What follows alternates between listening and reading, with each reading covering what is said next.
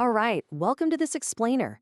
Today, we're diving into the exact question that's probably keeping economists, engineers, and let's be honest, half of your colleagues awake at night.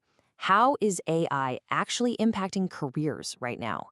We're skipping right past all those fear-mongering headlines to look at the real structural logic of what's happening in actual offices and tech hubs today. By the end of this, you're going to have a concrete framework to navigate your own career.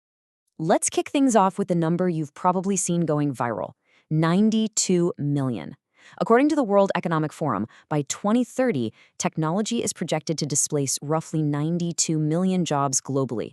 That is literally more than the entire working population of Germany. It's the kind of stat that makes people panic, right? You look at it and ask, wait, is my job on borrowed time? Now, what's really interesting about this slide is the other side of the equation.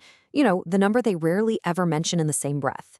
The exact same forces displacing those routine roles are expected to create 170 million new roles in tech, care, and the green economy. That's a net gain of 78 million jobs. The global workforce isn't shrinking at all, it's upskilling. So here is our roadmap for today. First, we'll hit the real AI numbers. Second, the 4 danger zones of automation. Third, the hidden risks that most headlines completely miss. And finally, your personal survival playbook. Starting right off with Section 1, the real AI numbers. Let's look at the math versus the transition. So, like we just saw, the overall job math is technically positive. But think about it like this. The Industrial Revolution fundamentally created vastly more jobs than it destroyed. Yet, if you were a textile worker in Lancashire in the 1820s, watching a machine do in 1 minute what took you all day, that transition was absolutely brutal. Today, geography and massive skills gaps are our modern hurdles. The new jobs and the lost jobs just aren't going to magically appear in the same cities or require the exact same people. All right, moving into Section 2, the 4 danger zones of AI automation. So what exactly is disappearing? I want you to remember this North Star rule. If your job consists of predictable tasks that you could basically map out onto a flowchart, it's vulnerable. Let's break down the 4 major danger zones. Zone 1 is routine data. Think data entry and basic legal review. Zone 2 is transactional, like bank tellers and customer support. Zone 3 is entry-level tech, your manual QA and junior developers. And Zone 4 is basic manufacturing, like fast food assembly and warehouse picking. AI is aggressively targeting white-collar flowcharts right alongside physical robotics. Let's look at the hard data for Zones 1 and 2, just to ground these concepts strictly in reality. Over at JP Morgan, their COIN software, that stands for Contract Intelligence, it reviews commercial loan agreements in seconds, automating 360,000 attorney hours every single year. Crazy, right? In the transactional space, the Bureau of Labor Statistics sees bank teller employment dropping 15 to 17% through the 2030s. And Gartner predicts that by 2027, chatbots are going to be a primary customer service channel for a quarter of all organizations. Customers are increasingly showing us they actually prefer speed over human warmth for basic, quick transactions. So, the crucial point is what happens as we move to Zone 3. We hit a fascinating problem experts are calling the apprenticeship gap. Look, AI coding assistants are getting so good at writing boiler code and fixing syntax bugs, the exact same grunt work junior developers used to grind through to actually learn their craft. So, if companies are hiring fewer juniors today, where exactly are the senior engineers of 2035 going to come from? And in Zone 4, physical automation is just accelerating like wildfire. The International Federation of Robotics reported a 12% jump in industrial robot installations in 2022 alone. We're seeing robotics push rapidly into physical spaces we used to think were way too unstructured for machines. Basic manufacturing and physical production, they're being fundamentally altered as we speak. Which brings us to Section 3, the hidden risks you face, the stuff beyond the headlines. Okay, so the first hidden trap here is what we call the transition problem. Like we talked about earlier, 170 million new jobs are on the way. But a displaced data entry clerk living in a mid-sized city isn't just going to magically walk into a high-paying AI workflow management role tomorrow. The skills, the geography, the salaries, they often just don't naturally align. Waiting around for the job market to simply self-correct is a terrible career strategy, mainly because, spoiler alert, nobody actually has a master transition plan yet. Now here's the second hidden risk, and I want to ask you this diagnostic question directly. If you took 2 weeks off right now, could a well-configured AI dashboard basically replace what you do while you're gone? This right here exposes the middle management blind spot. If your primary value at work is collecting status updates, reformatting spreadsheets, and forwarding emails, you are quietly at risk.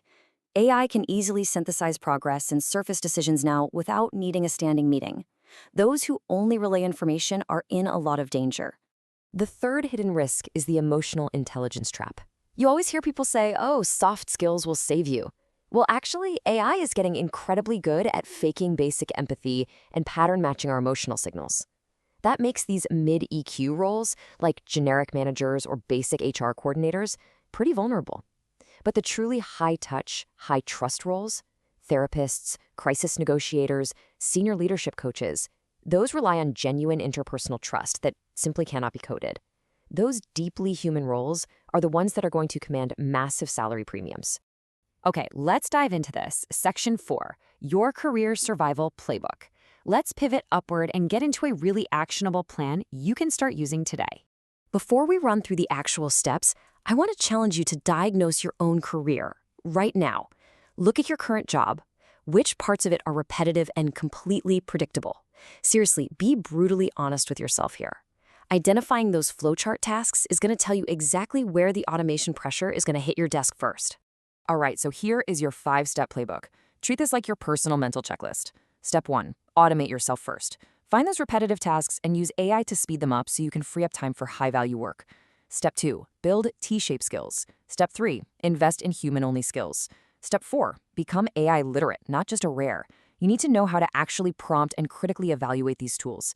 And Step 5, think in industries, not just roles. Try to align yourself with sectors like healthcare or green infrastructure where the structural tailwinds are actually pushing you forward. Let's unpack Step 2 a bit. What exactly is a T-shaped professional? Well, it's someone with really deep expertise in one specific domain, so that's the vertical bar of the T, paired with a broad literacy across adjacent areas, that's the horizontal bar. Because as AI happily gobbles up all the shallow tasks across different industries, the people who become incredibly valuable are the ones who can translate across boundaries. Think of a marketer who really understands data analytics, or a nurse who gets health informatics. You want to sit at the intersections that machines simply cannot replicate. And touching on Step 3, investing in human-only skills. We are talking about complex judgment under uncertainty. When the absolutely right answer isn't sitting in some historical data set. We're talking about trust-dependent relationships, where a client has to believe in you, not just your output, and creative synthesis, combining ideas in totally weird, novel ways based on your lived experience. I really need to hammer this home. These are not just soft skills. They are literally the hardest skills to develop, and they remain stubbornly, beautifully human. We started this whole explainer by asking if your job was on borrowed time, but honestly, that's just the wrong question. The real question you absolutely must ask yourself today is this: which parts of my work are irreducibly human, and am I actively investing in those parts? Look, the future of work isn't just some threat you have to hunker down and survive. It's a massive restructuring that you can intelligently navigate. Stop waiting for the market to decide your fate and start actively investing in your uniquely human value right now. Thanks so much for joining me on this explainer, and I'll catch you in the next one.